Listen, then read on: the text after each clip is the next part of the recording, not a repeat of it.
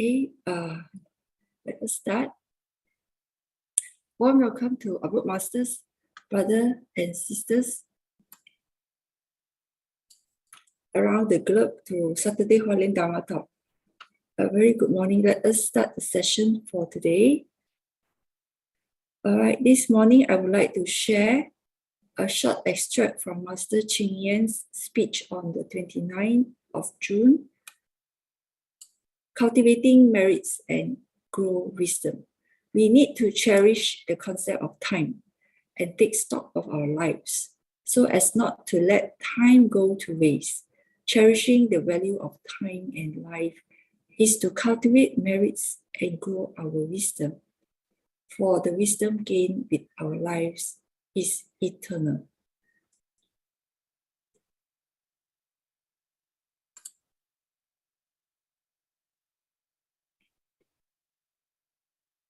Okay, grateful to Master's teachings. Let us now send our sincere prayers into the 10 directions. May the Saha land be free from disaster and peace prevails in the world. Let us sing the prayer song with sincere piousness. In my heart, I feel deep gratefulness. All my heart is filled with sincere prayer. From all corners of the world, let us join our hearts and pray for a world of harmony and peace. From my heart, I pray. May we join our hands, our hearts as one.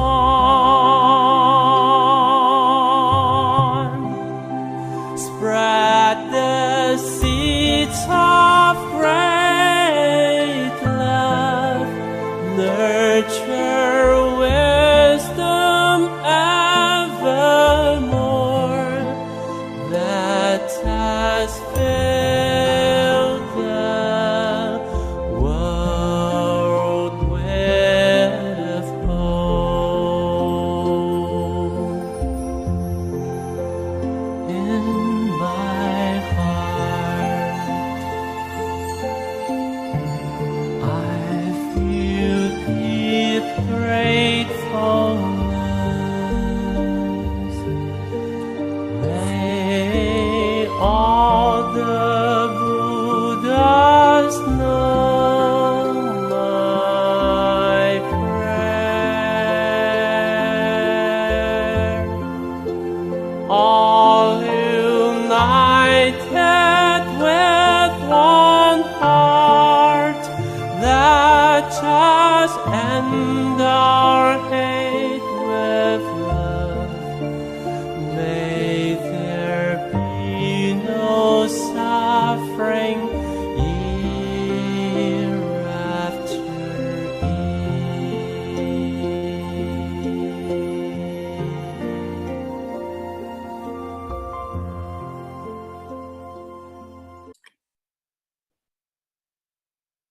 May all minds be purified. May there be peace in the community. May there be no disasters in this world. Let us together we pray for universal love and blessing. With loving respect, gratitude, and confidence, let us wish every person in our lives a healthy body, an enlightened mind, and a total fulfillment in universal love. Now let us expand this consciousness to include every person in the world, every being in the universe. Let our unified love make the wonderful world even better. Let us all immerse ourselves in the joyful embrace of universal love.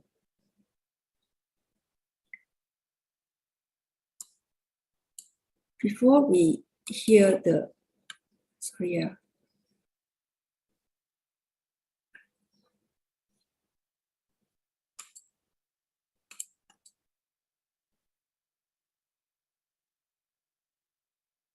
before we hear the sharing, let us invite our masters to lead us in paying homage to Triple Gems.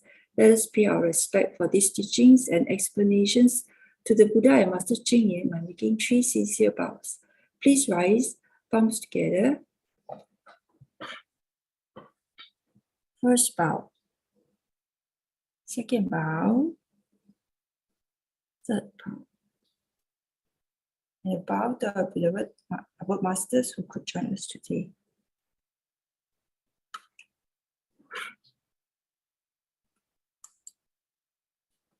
Wait, sorry. Let me share again.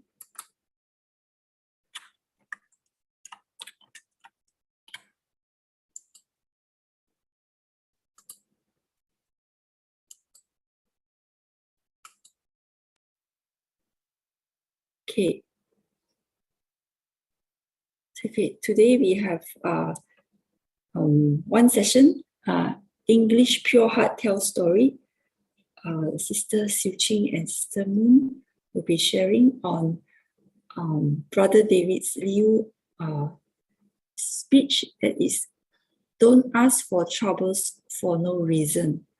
Okay, so now I will be sharing the weekly summary as Sister Siew Ching is not available today, have to send her son for sports day. Okay, so I'll take on the weekly summary. So last Saturday we have Q&A session with Brother David Liu and sharing from Brother Joe Huang. Okay, so the weekly summary, Brother David Liu. Last week, we had a sampling of 4 questions deep in thoughts and meaning. The first was the application of the seemingly easy to understand Buddhist teachings. Yet in practice, the student finds herself still wanting and wondered if there was a missing ingredient in her understanding. Brother David said, in earnest, Tzu Chi is Dharma in practice and not in theory. So let us constantly apply our knowledge in our interactions daily. Being scholarly without the wisdom is not what it is meant to be. Be gentle with ourselves as learning takes time to embody, safe in the knowledge that we will get there ultimately.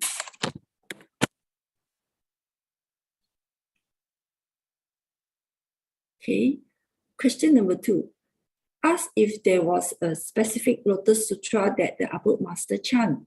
Brother David said specifically the Infinite Meaning Sutra is the one that Master favors and wants.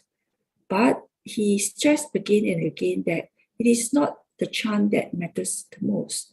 It is the doing where the essence of the lessons permits us with just the right Tzu Chi dose.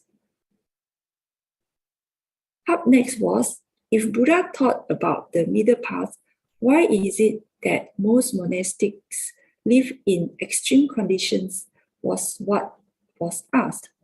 Brother David said that extreme or not is a matter of perception. To us, it seems like suffering. To them, it is spiritual connection. For he was too complicated in his life before he found Tzu Chi. And now his life is simple and with simplicity, even more joyful and happy. Question 4 was about money, and if that was not the focus, why religions seek it so? Instead of answering directly, Brother David told of Master Ching Yen's emphasis for those who do not know. She does not focus on money as wealth, but the value that money can bring and do. She sees money as a means to do good, and in that respect, money is a mere tool. But he also added that from a personal perspective, the secret is to desire less. Desires and greed add a lot to human suffering and excessive stress. Okay, now let's go for Brother Joe's summary. While impermanence is a truth all Buddhists accept and know, the Buddha taught us in chapter 2, the Lotus Sutra, not to just sit and wait and be slow.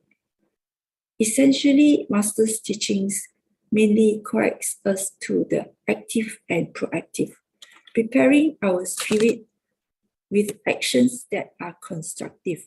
Brother Joe likens doing spirit work to be an accumulation of energy. Till one day, when the change happens, we will have enough and we will be ready. We cannot discount the significance of each drop, each effort in an exercise, each class, each sharing, each job. He urged us not only to continue, but to give more each time. It is not enough to be complacent. Intensify the efforts, he trimmed. Just like when we were in junior school, doing homework and paying attention was enough. When in high school, we need to do more than just that when the going gets more tough. The effort then steps up when we get into the university and gets even more challenging when we graduate and face working life eventually. Knowing change will come as it always does, it might serve us well to be prepared. Actively initiate change to accumulate our droplets. That was the most important message Brother Joe shared. Okay, now that's the end of the summary, weekly summary. Now I'll hand over to Sister Siew Ching for the next session. Sister Siew Ching, over to you. Ka'an.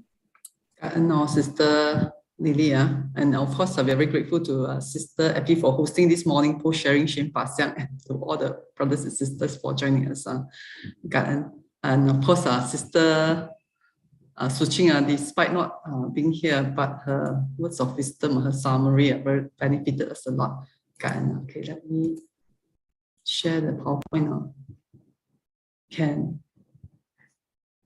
I'm sorry, let me try again now. Screen 2. Okay, good morning. Can see the PowerPoint, Sister? Yeah, we can see it. Yeah. Okay, good, Sister. Good morning, dear Master, Abode Masters, brothers and sisters. Good day and welcome to today's online global book study session. Today, our site, this team from Pure Heart Tell Stories will share the book, the talk by Brother David on 1st of May 2022. Brother David says, come join our book study. No need to pay any learning fee. Understanding of lesson is guaranteed. I reckon this understanding part is our personal homework. If we don't, then we have to keep listening till one day before understand. In a way, I think that's why it's guaranteed. So the topic that is chosen is don't ask for trouble ourselves for no reason. Originally, there is no issue. And it is often that we ourselves brings the afflictions on our own for no reason. This phrase too has the same meaning. There was nothing since the beginning. Where can the dust settle? There was no issue, means there was nothing. Being afflictions on our own means dust is not settled but drawn on by ourselves. This is like our way bringing trouble to ourselves. I'm sure those who learn Dharma, they would have known, but heard it from one of the eminent Dharma Master. Later we will share more on this one. These phrases are beautifully written and rich in principles. which are worth our contemplation. One's understanding to the phrases depends on one's capability. A lot of time is because of our journey in life. That's why we often say that to our children, we eat salt more than you. So in a way, because we went through all this trial and tribulation, as such, we understand the challenges that they go through. But for the children, they have not even started the journey. How could they realize such? Okay, my brother David said, small roots of capability has a surface level of understanding. Great roots of capability has an in-depth level of understanding. So each would have different realization. Okay, the first story that Brother David shared with us, he said once there was this master who asked a question to test his disciples. The master asked, a duckling egg was placed in a glass bottle. A duckling was born. It was fed and raised in a bottle since then. So over a period of time, this duckling slowly grew bigger and bigger. So how can you free the duckling without breaking the bottle? And the condition must be this duck, not to kill the duck, must be unhurt. Free this duckling unhurt without breaking the bottle. So all the disciples started to think, but none of them could answer that question. Finally, when the master gave the answer, the disciple laughed in disbelief. Actually, they couldn't imagine themselves exhausted day and nights are pondering over such a simple question. The answer isn't at all scientific, but full of principles. Okay, I'm not sure if anyone wish to attempt the answer. The questions you can write in the chat group. Okay, maybe let me share the answer from Brother David. Of course, from this master. The answer is there was no bottle in the first place, neither was there any duckling. Thus, there is no issue, no any solution. Then, what's the lesson behind this story? Actually, Brother David said all problems, issues, and afflictions are brought on by our own mind, own thought. Our mind imagine these things which are illusory and non-existent in the first place. It's all in our mindset.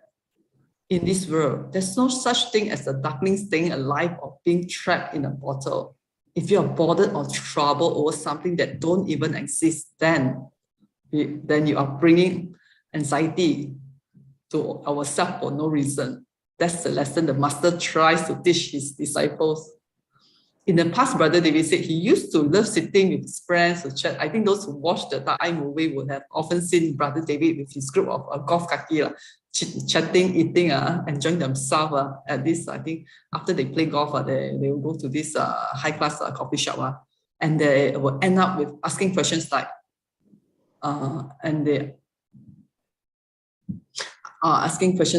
what if your husband stray, etc. So when Brother David posed these questions, love sitting up to chat and end up asking questions like that. Let me see. Okay, it was in the past, Brother David said, so he used to ask, they all chit-chat and asking all these questions, end up everyone seems more trouble because in the first place, nothing really exists. So Brother David, when he was sharing that, I was thinking in my past, I also always end up with my friends chit-chatting, and we will ask questions like, what if your husband stray? What if your children, sometimes they will ask, what if your child is he's born in love with the same sex people, or if your child is not behaving the own gender, all these kind of questions. So some of the friends will get very troubled. I recall that I have a close friend since secondary school. She's someone very practical. So each time if I ask her, but because she didn't really join our session, so each time I pose the questions to her, she will answer like, Brother David, it didn't exist in the first place, so why waste your energy to think over it? So I think that's the lesson. She already has this wisdom. Okay, another story from Brother David. Brother David said that 30 years ago, Brother David was he just started to promote Tzu Chi in Malaysia. He was so happy to join such a good organization. Finally, he found this NGO which can cultivate blessings and wisdom. So Brother David will often spend his time, his effort, money to help the needy. Those who watch the Thai series would have seen. He even raised donations to buy ambulance and medical equipment. Seeing his charitable deeds, Some people praise Brother David for his kindness.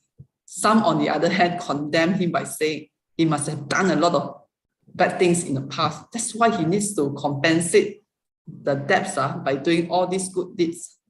Brother David was very troubled by all this false impression. Since his level of cultivation depth, I think back then was still shallow according to Brother David. So he was very troubled by all this, by all this. So he went to see Master and asked Master about it. Master said, were you like that before? Did you do things that people said you did? So Brother David replied, no. So Master said, good then, if you hadn't done anything wrong in the first place, then there is no issue. Why bother about what other people said, especially if they were not true to begin with? Don't trouble yourself over things that you did not do. No, react to others' fictitious comments. So Brother David's mindset changed immediately, and so were all the external circumstances he perceived. Actually, that's why it's all from the mind. I think these are often in our life. Things are not smooth. Sometimes even if good intentions that we have, we will still get criticism from others. Let's take this as a Master's advice to Brother David as advice to us too. Brother David continued. Couple of weeks ago, Brother David, he had a Q&A session with several overseas volunteers. We know how active Brother David is, just like other volunteers like Brother Joe and many others from Hualien. So one of the questions raised was like this. The volunteers, they went to do charity home visits. This care recipient is a single parent who lives with her son. So it's a single parent and the son. This son is mentally challenged and relies on the mother to take care of him. So it's a mother and son home visits. Every month they will receive cash aids from Siew to sustain their living. Giving cash aids is more flexible and convenient than giving materials, which might not meet their daily needs. For this case, of course, it seems that because the mother can still go out to buy things, so give them cash aid is more flexible. They know what they need. So every month, the volunteers will visit this family, then they'll pass the cash to the mother instead of to the son, because the care recipient here, they perceive is the mother, and you know the state of the son, which has mental issue. So because the mother also is the one who did all the shopping, and the son, he can't do so, he relies on the mother. But this son, he was not happy as the money was not given to him, but was given to his mother. So he disliked Siew volunteers and treated the Siew volunteers very badly. So every time he see the volunteers, he will show them sour face. So these volunteers, they were troubled and asked Brother David how to solve this problem. Brother David answered. Okay, if everyone wish to attempt, can write in the chat box or start to wonder. So what's the solution? Brother David simply told them, don't pass the money in front of the son. But the volunteers said the house isn't very big. The son is always at home. So the son definitely will know. Then Brother David told them to first try and distract the son's attention. Means normally we go in a group, right? Maybe one or two will talk to the son, and then the other volunteer can pass the money to the mother, so the son wouldn't see it. Actually, you see, the solution is so simple, right? Yet volunteers were afflicted as they were trapped by their own perception. I think often it's like that. Things are actually, sometimes as we do home visits or even solve our children issues, it's quite simple, but maybe we are trapped. Well, suddenly, okay, this is not even in the script. I'm thinking, I think when my son, I have my first two, I have three children. The first two are boys. Remember when my sons were young, I think the eldest was like 7 or 8, and the second was 3 years younger. Then one day he suddenly thought about, he said he heard his friend mentioning about these boy-girl relationships and the situations, then all these adult, how the children come about. Something very simple, and then I was suddenly I was stunned and was thinking, oh, maybe it's time for me to tell the birds and bees story to my son and ask my son, if you're ready, come down, mommy is ready to share. Because I'm a person who practice open. I'm very open about all these things. I told them, if you have any issues, just come to me. I'll share with the kids rather than them getting the wrong education somewhere else. So as I was like beginning to get very serious about this, I said, my son said, what is it about? I said, to teach you how this baby come about, my son. And then my son started running around. Two of them, they said, we are not keen on this thing. Actually, the kids are very simple-minded. That point of time, they are not into such a state. So then I realized, maybe I think so much. Okay, this story also tells me of such. Often we are trapped by our own perceptions. But of course, later part when they grow bigger, we have this chance to talk, and that point of time they were more ready. Yeah, sister, you telling stories, so maybe all of us should be invited to add all these funny stories that we have. I find I was just thinking about the same thing, especially with regards to preempting something that has never happened. And especially women, I don't know if all the other sisters face the same problem, but we do bring up subjects, and I do myself, even very guilty of that. Even I consider myself very objective kind of woman. But sometimes, you hear about, the neighbor, maybe there was a rumor that he has a girlfriend outside and all that. And then it will come to, oh, do you do that? And this is what I'm going to do if I find out, this is what I'm going to do to you if I find out, and we goes on. And then my husband will give me that kind of funny look and said, what will you do? And then I will give a very descriptive, what will I do? And then it gets into an argument, and it's just for nothing, Maybe I think women are made this way. And my husband was telling me, he says sometimes don't know too much is good, all right? I mean, you hear a lot of things. It is not, it's just a hearsay, right? Number one. Number two, did I come back home? Do you see me working along with you? Do I come home for dinner? That 80% of the time you know where I am. So what can I do? So, hey, you can do a lot with the 20% of the time, no. But that's the point, that we should have the trust. The trust, because if you give him the trust, he has a pressure to return that trust. My wife never doubts me on these things, and she trusts me. So there is an indirectly, he has to live up to that trust too, So unless he's very deluded, right? And also if the family environment is very harmonious, is very loving, it is unlikely that he will want to seek trouble outside, And if it is a small little thing, you're going with friends and they were just, it's nothing, I myself, because I'm in sales, I go out, I bring guys out, I bring them for lunch, I bring them sometimes for dinner in the earlier days. And I'm very grateful that my husband trusted me. He doesn't doubt that, you go and eat with them, or not. I drive them out, I bring them for lunch. So that small amount of trust that you must have, it goes a long way actually towards a relationship. And so we have to really stop ourselves. It's a very female thing. I don't know, maybe that I see brothers here. Maybe you can share with us if you agree. That this woman thing that we must learn to suppress, being too thinking too far ahead on nothing that has happened and creating, like you say, something out of nothing. So that is a very, very common thing that we do, and it really, if we don't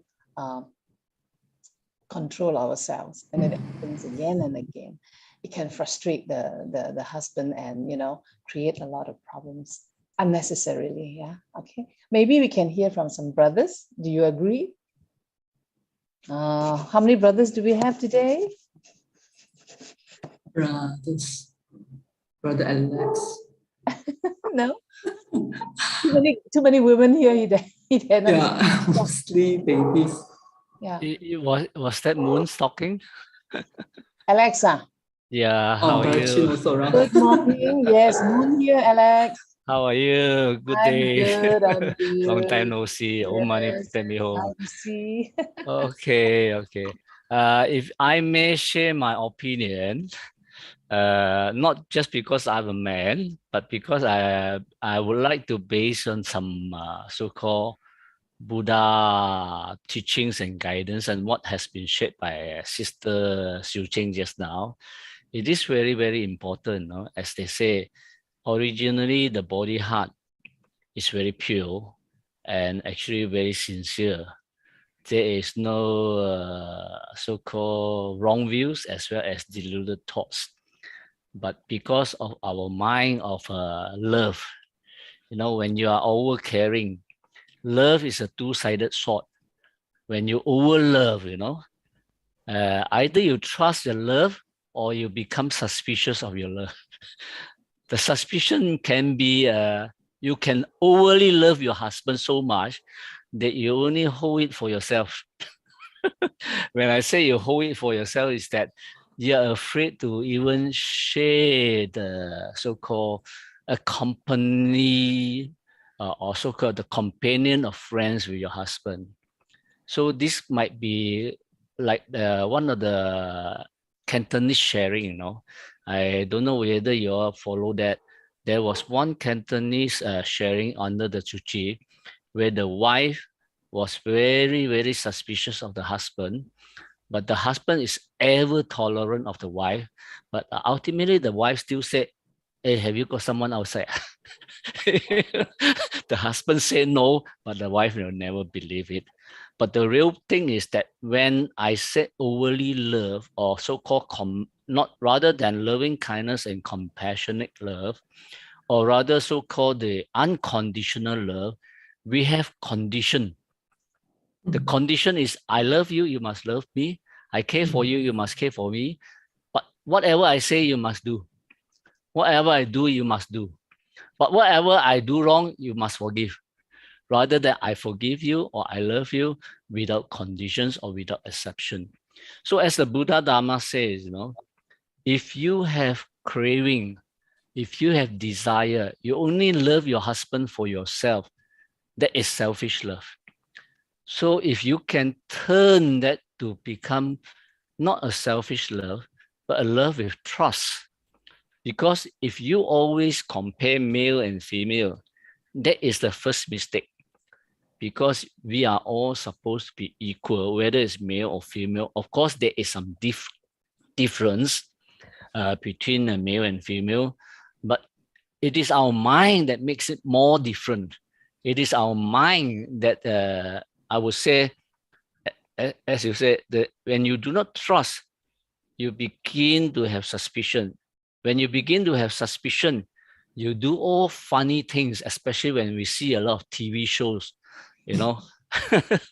TV shows to teach us how to check our husband, check their telephone, and then show our love by anger rather than by true love of harmony and love of loving speech. But the love is overspread by turning the other side of the sword, because love has two sides. One is when it is love, it is so passionate that it is loving. You cannot do without each other. The other side is when the other side do not listen to you, it become hatred. That is overly love, because that is the other side of love. So that's why Buddha said, have equanimity of mind. Then you have unconditional love. Love without condition means no matter what it is, when you have confidence in yourself and you love truly without conditions, that is like a mother loving the children, or a child having filial piety with the parents. If we have that kind of vision, then I think you won't compare, because the minute we compare, it is non-equanimity. With non-equanimity, which is a very natural habit of human being, more so the ladies lah.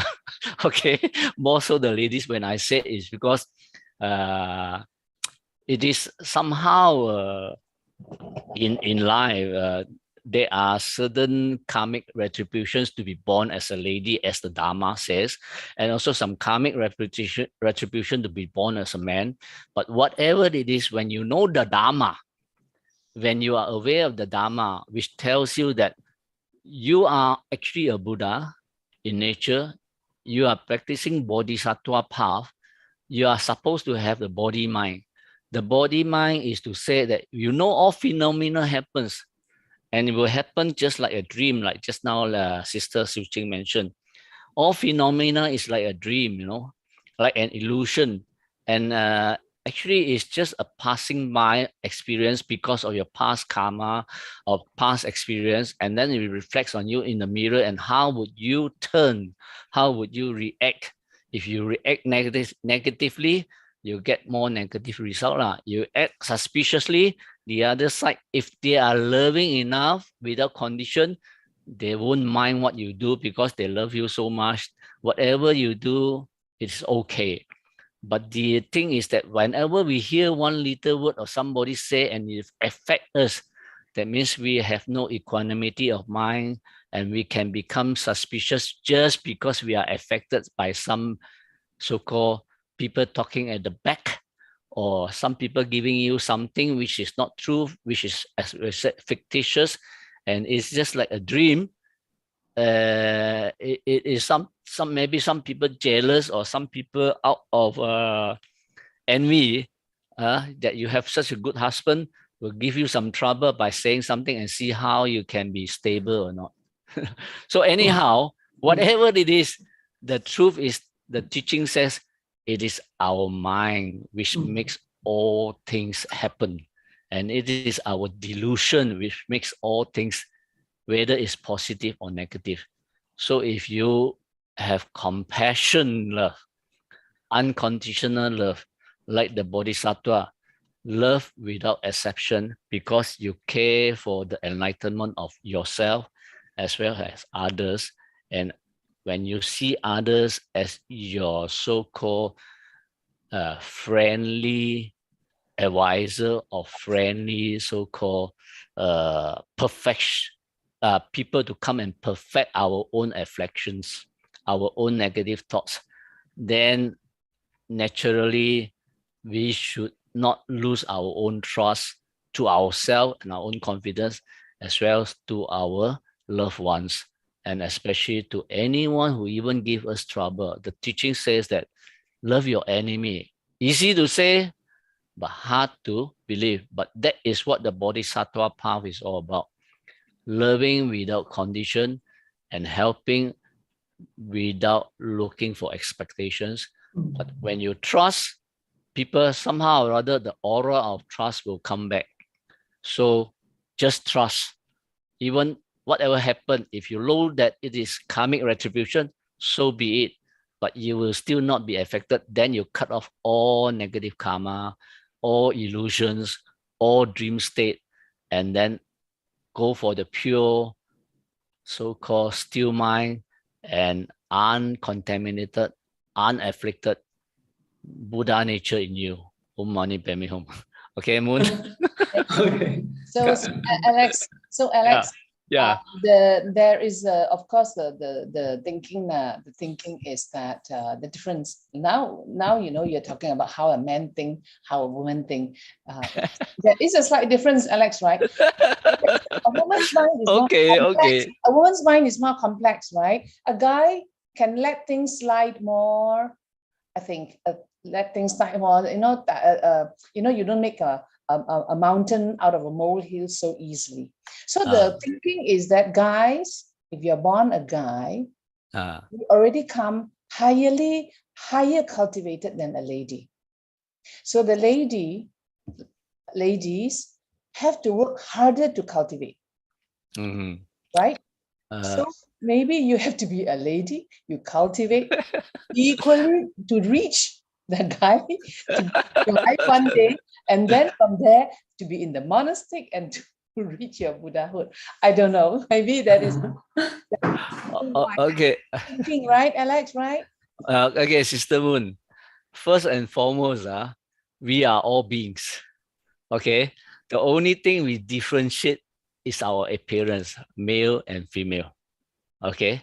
So as the Dharma says, all appearances are actually also illusions. So what is used as male and female is because you accept the illusion of a male and female, okay? But of course, according to Dharma, when you are born a male, you have certain male assets and male so-called 强气、dinqi啦, the good and the bad. Everybody have the good, bad, and ugly. But if you cling to the notion that now you are female and then you have more to learn compared to a male because male is more luckier, right? Like the teachings, male can, all the bodhisattvas or all the Buddhas are all male, and they must become male before becoming a Buddha. That is the notion of the early text of teaching. Okay, but when you read the Wonderful Lotus Sutra in the further chapter, I believe it's after chapter 12 or something like that. There was a question when you have you heard about the many jewels Buddha? Prabhupada Buddha, the many jewels Buddha who appeared when Buddha was talking about the Wonderful Lotus Sutra. He wants to come and witness Buddha Shakyamuni talking about the Wonderful Lotus Sutra, and he arrives from the ground in a great many jewels stupa. Yeah, okay. So powerful. I think Master preached that, share with us. Right.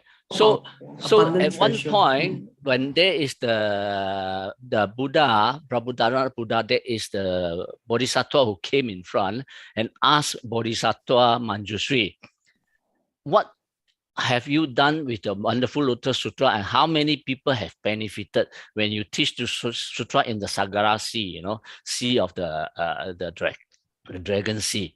So he said, they have a lot of people who have achieved bodhisattvahood.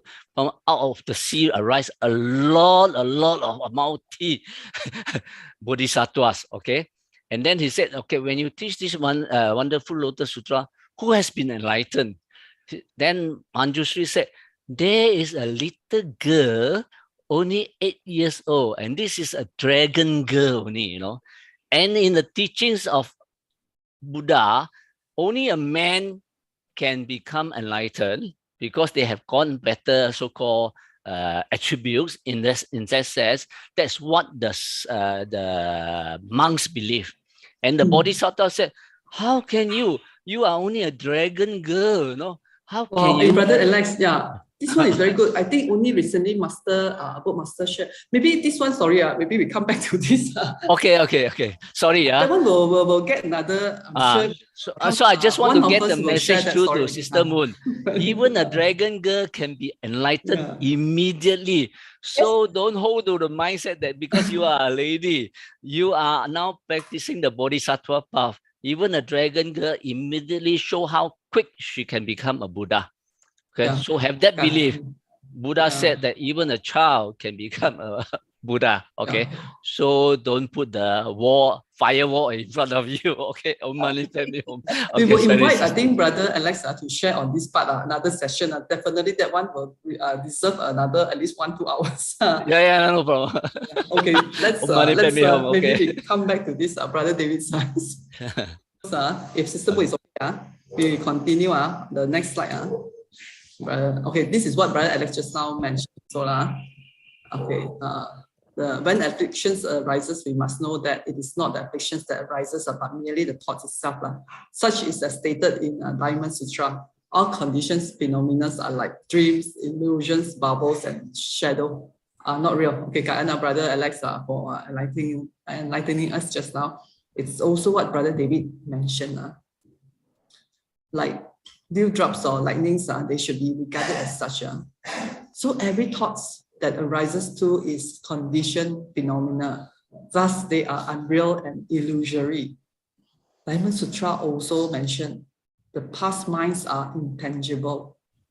The present minds are intangible. The future minds are intangible. Intangible meaning unattainable. So the minds and all thoughts are unattainable. Thus, all phenomena in this world are unreal and non-existent. Since all things are empty and not real, why are we so attached and take issues with matters? Of course, all these requires our journeys of cultivations. As we walk on this path, I'm sure each of us will have our own realization. Somehow we will meet our teacher, be it in the form as a spouse, our children, or even if the life is very smooth, we can walk into the masses and we can learn from all these, we call them, they are the Buddhas for us to make offerings to. Okay, move to the next one. Brother David asks, why do we sometimes feel like being locked down, being put down, slandered, hurt, wrongly accused, treated unjustly, misunderstood, and etc.? It may seem that we are victimized by others, but actually, Brother David said, all these feelings are the results of our perceptions towards the person or the matter. We might have these feelings, but if we don't react to them, we will not bring afflictions to ourselves. Just like if we don't dance to the music, then that's the end of the game. Yeah, true. Especially when two parties are like quarreling a spouse. If one party keep quiet, that's the end of the game, because it's like talking to the wall. It's not fun. Such state of mind is called not attracting dust to ourselves, not emotionally stirred by external conditions. We may feel pressured, but don't respond, but not respond to the feeling of pressure, then there's no pressure. We may feel pressure, but we do not respond to this feeling. It's just like a mirror. Looking at the thing, it's just, we understand this, we feel it, we can see it, but we are not responding to it. Then there is no pressure. We may feel hurt, but if we don't react to the feeling of being hurt, then there is no hurt. We may feel suffering, but if we are not responding to this with any reaction, then there is no suffering, because we see everything, we understand. Thus, this is what Brother David said. There's this very fine line that separates between feeling and reacting.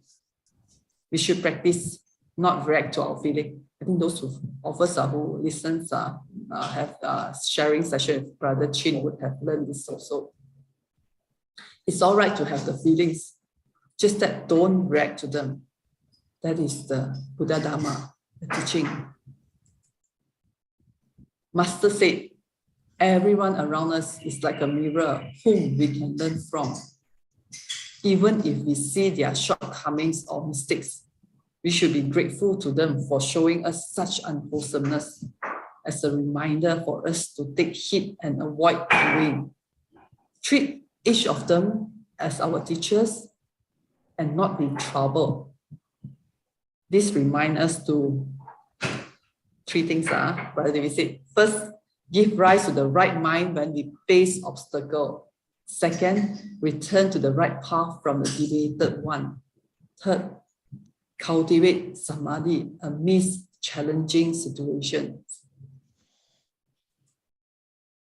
Once, Brother David shared, during a tour with Master, a volunteer told Master that she was mistreated and slandered by others.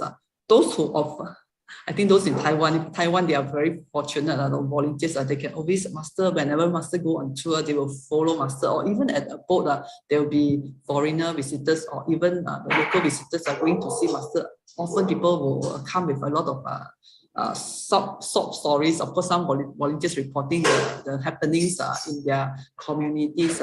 So volunteers will be able to learn a lot. So during one of these tours, this volunteer told Master how people slander her. So she was also worried that such slander and accusations would cause Master to misunderstand and look down on her. She also worried people would tell Master, this volunteer has this issue. Then she worried Master would look down on her. Master said, don't take others' words too seriously and keep it at heart.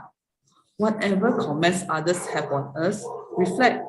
If indeed we are wrong, then we need to repent and correct ourselves. If we are not wrong, then let it be. Let it slide, it will go away. Do not respond with discursive reaction, else you are only asking for trouble for no good reason. So my Brother David said, be still and mindful of our action. Contemplate ourselves. If we easily give in to distraction, then we are inviting trouble on our own. Unless there's virtuous advice given to us in time to transform our mindset, or we are equipped with the ability to observe and be detached from the deluded perception. Else, it is difficult for us to live by every day at ease without being carried away continuously by our emotions and thoughts. I think this is what Sister Moon and Brother Alex we were discussing earlier on. So we need to observe, be detached from the deluded perception. This is the part that I think we bring back to the beginning, which Dharma Master mentioned about this. Dharma Master said, body is fundamentally without any tree. The bright mirror is also not a stand. Fundamentally, there's no single thing. Where could any dust be attracted? What it really means is the body tree is non-existing. The bright standing mirror too is non-existing. Our body and mind are both empty in nature. If nothing exists in the first place, then how can any dust alight? Means if we are pure in the first place, then how can we have afflictions in the first place? So the mind is empty without any personal views or perceptions, then whatever matters that run by you will not taint our mind. Whatever things you hear or see will not be taken to heart. It is like a boat that passes through a river that leaves no trails. There's another Dharma Master quoted by the Brother David here, Dharma Master Guangjing. Dharma Master Guangjing too said, nothing comes, nothing goes, then nothing to take issues with. If you think there's nothing wrong, then there is nothing wrong. If you think that there is something wrong, then there is something wrong. Thus, there is no issue since the beginning. Why do we want to stir themselves up? Ourselves, this is us stirring the issues ourselves. Come to another story. There was once this lay practitioners who practices Buddhism for a long time. He told his master that recently he discovered a lot of gossip in the temple, rendering it not as a good cultivation point. So he chose to leave. He told his master, I no longer want to cultivate here because there are a lot of gossips in this temple.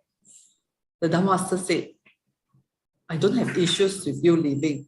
It's like, okay, you can leave. But before that, before you leave, can you hold a glass full of water and walk around the temple hall 3 times without spilling any water?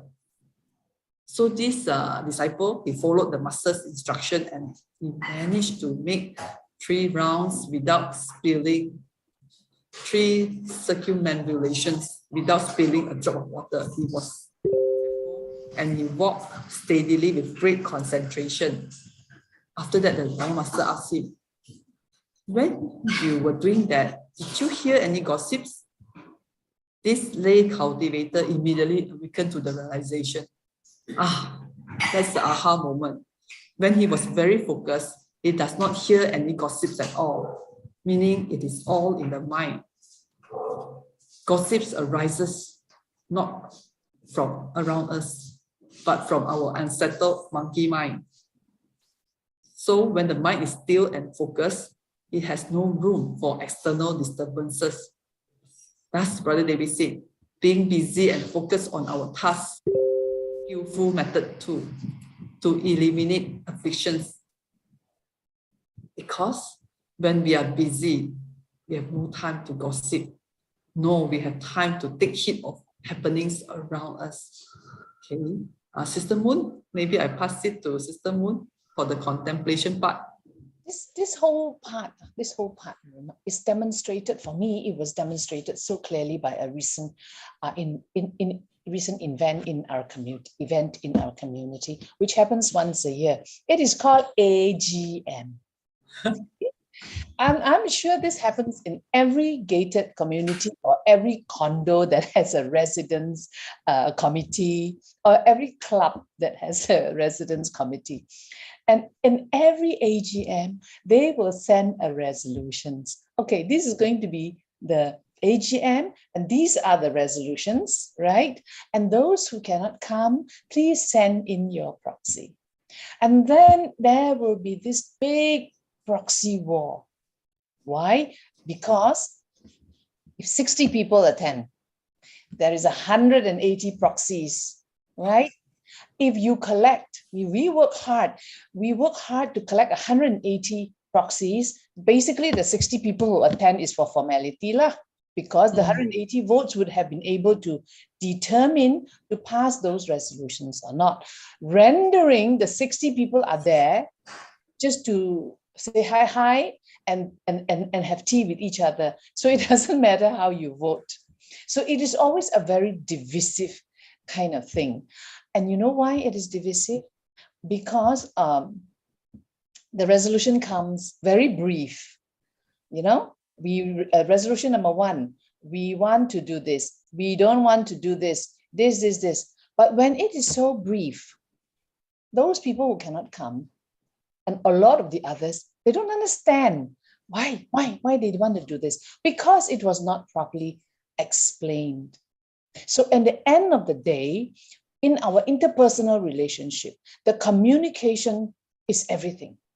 Because if you communicate, my personal experience is, if we communicate clearly, nicely, people will accept it, and half the issue at least will be solved, right? But no, they give one line. So when you give one line, everybody's mind works differently. So you are allowed to now speculate. What do they mean? What does he mean? What is this fellow trying to do? What is his agenda? And so everybody had a suspicion in their mind. And so they go around, what do you call it? Discussing in groups. This group thinks that group is not doing this. You know, all the things that we mentioned here happens in just one AGM, you know. The gossip, this fellow is no good, up to no good one, you know. He hasn't even presented his point. And then came the AGM day, and the member who presented a few resolutions stood up to explain. And then we could see that, okay, there is merits to his explanation. We should not just simply write off those resolutions. But it was not explained earlier. It was only explained at the AGM, and people were asked to make decisions. You see how the mind works? I mean, you could just sit at the back of an AGM and you look at this, and the entire Dharma of this talk is applied. That our mind, you know, it's our mind that is working all kinds of things. We didn't give people, we are reacting. We are not responding because we did not focus to see what was the issue. Does it have merit? And then do we support it? If we support, why? If we don't support, why? Yeah. So that one single AGM can really unfold all the Dharma that is taught in this chapter by Brother David. And so I think that and really the AGM can become so divisive. It's supposed to unite. We live in a community and we are supposed to have community activities. The whole point about it is to have activities to make the environment nice for our community that is staying together. So it is meant to unite, but every time it divides because of all the things that we never take care, because we allow people's mind, you know, the monkey mind to think in all direction, you know, all scattered and not focus on the thing. And so I think that I'm sure in everyday life, I find this community living that we have now, especially in big cities, very important that we practice. And when I talk to the people, I am mindful to tell them that, you know, you do not react so fast, you know, give people the right of listening, of presenting before, you know, and that your viewpoint is not exactly right, you know, and that we must accommodate. The word term also is that we should accommodate, because 500 families, how can we please everybody? So everybody has to accommodate, right? So this is this is again, a lesson in harmony. But when we watch this in action, okay, then I can see that really it is distressing. Sometimes it's very distressing for those who are directors. All right, they are volunteers, they are residents who volunteer to be the director, but they are there. All the bullets are flying at them like as if they are doing something wrong, right? And then they are wondering like, can you come and sit here? No, you want to sit here if you have so much to say. So it is. So we ourselves then, I look at all the people and I just wonder, we have to really practice all the things that are said here. And it is true that if you look clear and deep enough, every person there is your teacher, everyone, because they react differently, right? And they have different personalities and they really teach you. So I think that is for me, that was a very powerful line that, you do not see people as trouble. We should see them as teacher, right? And if we are capable enough, then we can slowly influence them to be more accommodating and to even a simple thing like to be more communicative. We are, in modern, I fear for the future generations because they communicate less and less. Face-to-face talking, everything is text. You're crying here, but your text is, oh, happy birthday. I'm so happy for you. But maybe you're crying here, So these are the things that I feel like, that we have to teach ourselves and our children how to communicate, because that will give them a lot of room to practice Dharma and to understand how to interpret Dharma in our everyday lives. Yeah, and that's my take on this. Wow, Sister Moon. Okay, let us, I think we each start from ourselves, be the light and hopefully to shine on this dark room. Okay, the next from Brother David. Brother David shared about this Ching aphorism. An idle man has no pleasures. A busy man has no time for dispute. Each time hearing this, I'm reminded of the volunteers. I think those exemplary volunteers, because I think I also remember Sister Epis is so busy with all the activities until no time to really whatever gossips or what. It's like the mind is so much into helping others, and then it's like Master said, as we are like a farmer, as you keep planting new seeds, there's no place for the wild grass to grow. So being busy allows us no time to listen, talk, or spread gossips and unwholesome thoughts. So, Brother David said we need to get busy so that we forget about our trouble. We have no time to judge others people's mistake, and we have no time to get sick. That's why they say no time to get sick, because there's so many activities to do. But be careful. Don't busy our life away with scattered mind. That's the difference. This one is not about busying life with scattered mind. This one is about practicing a steady and tranquil mindset despite being busy in actions. Next, another wonderful story. This volunteer complained to Brother David that he said his leader often treated, her lead is a lady volunteer. She said her leader often treated her unkindly with harsh words. She felt very bad. Brother David said the leader could be in bad mood because of her family matters. Maybe she didn't mean to treat you that badly. It's just that you were unlucky. That's why you took the hit when she was in bad mood. So Brother David asked her to be more understanding. If it's an unintentional remark, don't take it personally. But this volunteer said she did it on purpose. The leader did it on purpose because it happens not only one time, but more than that, 2-3 times. So it is tough to think of it as unintended. Then Brother David said, if it's intentional remark, then the more of a reason you should take it lightly. The volunteer said, how can I take it lightly when she said right to my face? Brother David said, even if she's a leader, she is still learning on the path of cultivation, just like you. She wants to improve to be a better person too. we should give her some time to correct her habits. Similarly, we should also hope that others could give us more time to correct our bad habits, because each of us, we are not sane. We are still humans with habitual tendencies.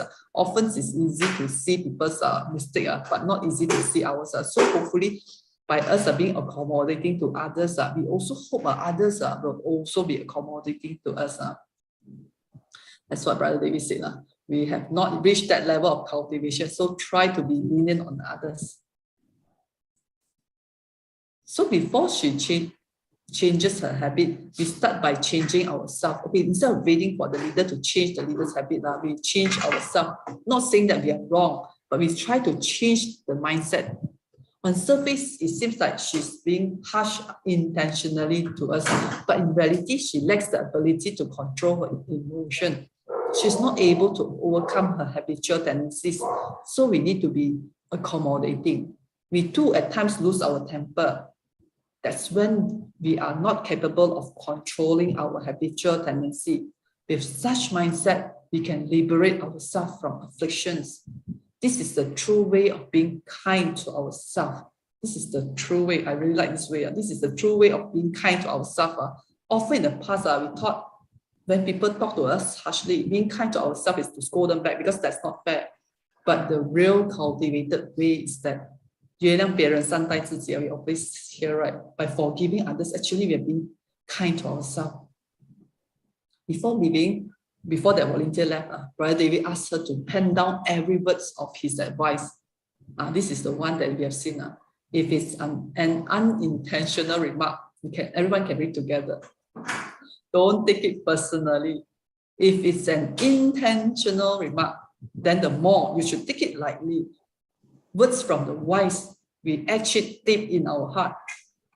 Words from the mundane, we let it slide without traces. It's true. Right? I really like it. The first I heard from Brother David, Brother David said, see, a master Sangren teach us every day, not only morning, like during Wisdom at Dawn TV, we listen so many times, but we can't often hear, listen, then we will forget. But be it unintentional remarks, harsh words, or intentional harsh words from the still cultivated, the mundane people, we remember it for life or some. Such is really, but when Brother David said, remember the words of the wisdom from the wise Dharma teacher and stop taking it in words of the foolish, then everything will be fine. To differentiate the words that matters from those that don't require discerning wisdom. Words that matters, don't easily forget Master's teaching. Words that don't matter, those gossiping, harsh words, don't remember it. The story of this volunteer is the same as that lay cultivator earlier on. They are easy to fall into a trap of feeling like they should try to fix something that is not broken in the first place. Nothing has actually happened. So relax and don't overthink things too much. There is Brother David continued, there is a saying in this Taishang Treatise on Actions and Response, one of the eminent wise person in the past.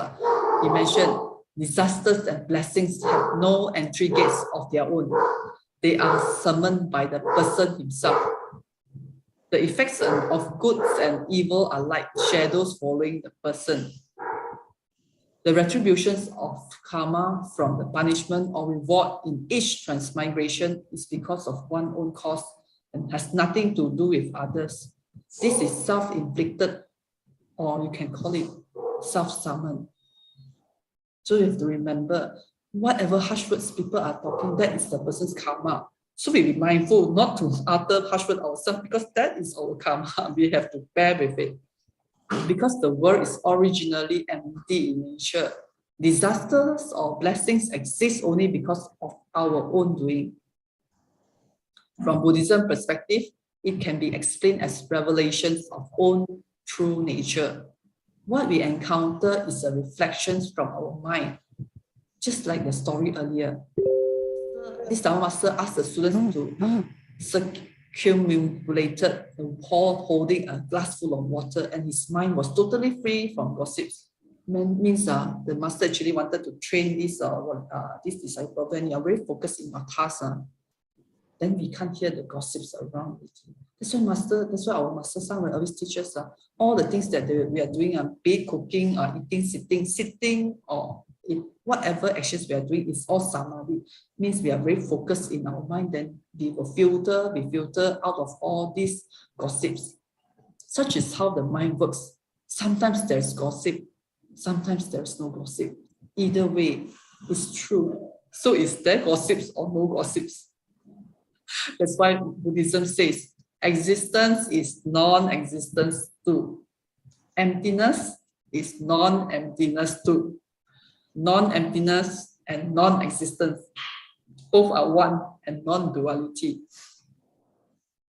If it means that there are two sides to a matter, in other words, true emptiness in wondrous existence and wondrous existence in true emptiness. Thus, its emptiness right from the beginning, it exists only because it is stirred. Stirred from where? From the mind and not from any external factors.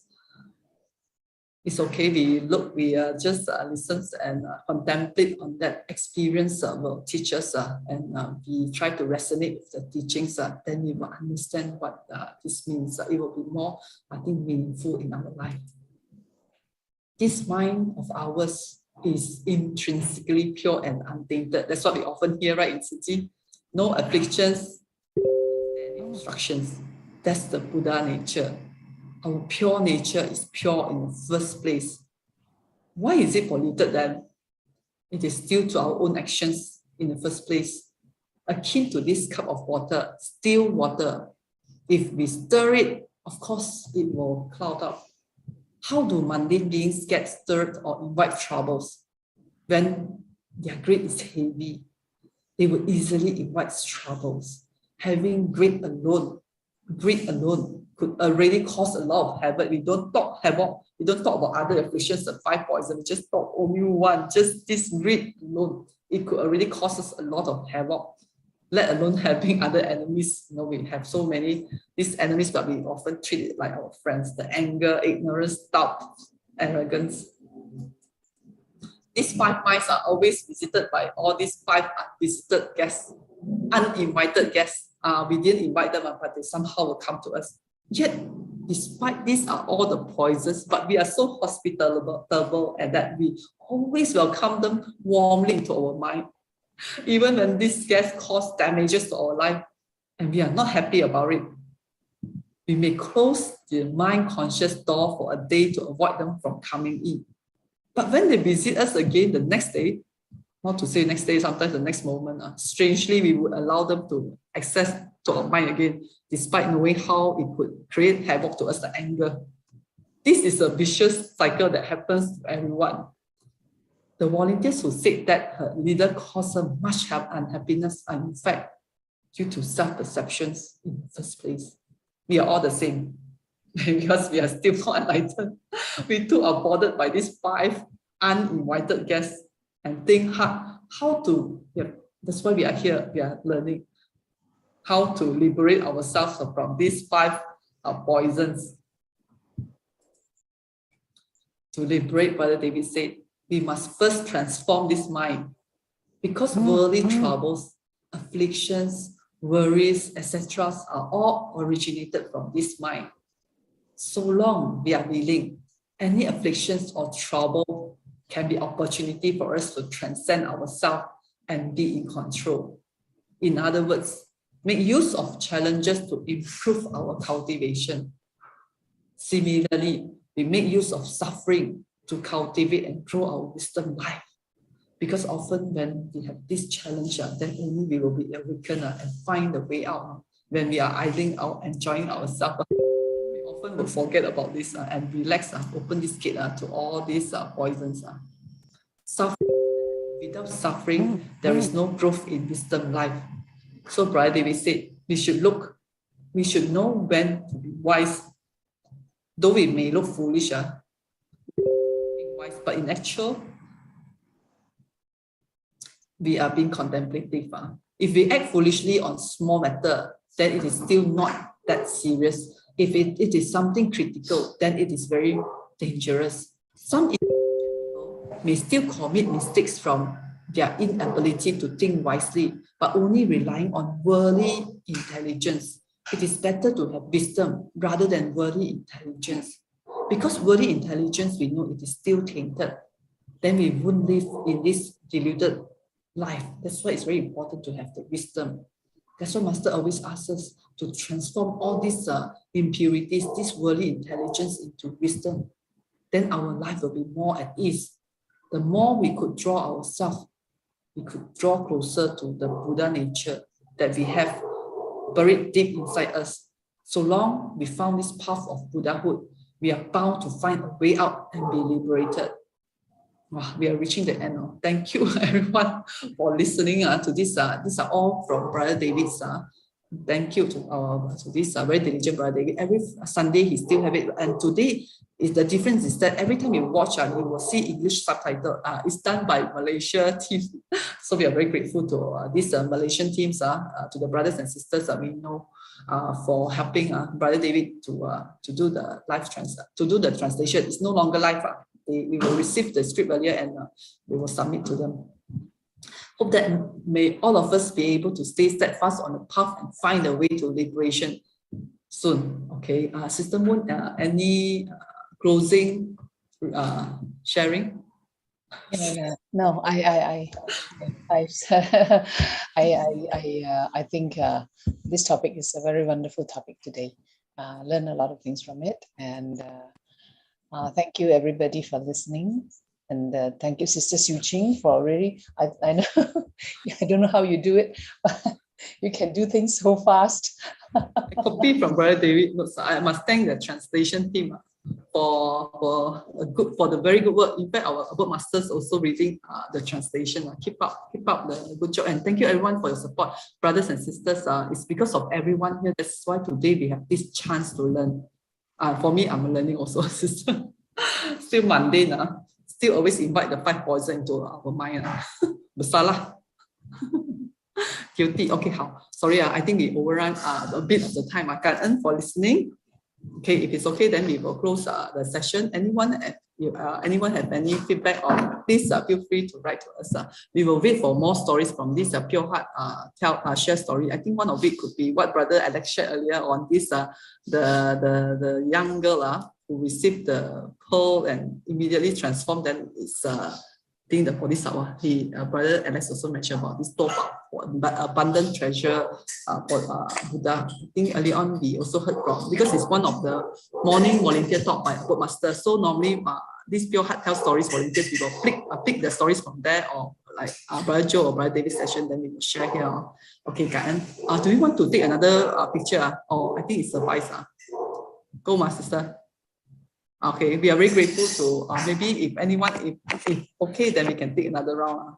Okay, Sister Effie, maybe you can help us to take the picture. We are very grateful to many volunteers. Like some of them, they are like Sister Effie at the YouTube. Also, after the morning hosting, also help us with the YouTube site. And all the brothers and sisters for passing this what we learn to everyone. And we invite everyone. Anyone can be the Pure Heart Tell Story. Maybe Brother Alex is a good one. We hope to have Brother Alex on board, and maybe can join us on this sharing stories from our all the wise sharer. Okay, thank you, brothers and sisters. Sister Elizabeth, we are very thankful to Sister, because Sister Elizabeth every Saturday will prepare the beautiful poster for us. Okay, let us. Thank you everyone for your presence. I hope that each of us could sustain this Dharma joy and take in another piece of Masters and Hualien love to our life. Let us make 3 bows to the Buddha and Sangren as we depart to apply these wonderful teachings in our everyday life. Let us pay our respects to our teachers of life, universal truth. First bow. Second bow. And third bow. And everyone, take good care. Stay safe. Sister Xiao Ching and Sister Mu, the wonderful session. We wait for Sister to be our next pure heartfelt story, and Brother Ching too. Brother Ching with lots of contemplation. Sure, it's going to be very interesting. Okay, 感恩大家，祝福大家，take good care, stay safe, everyone. Bye bye.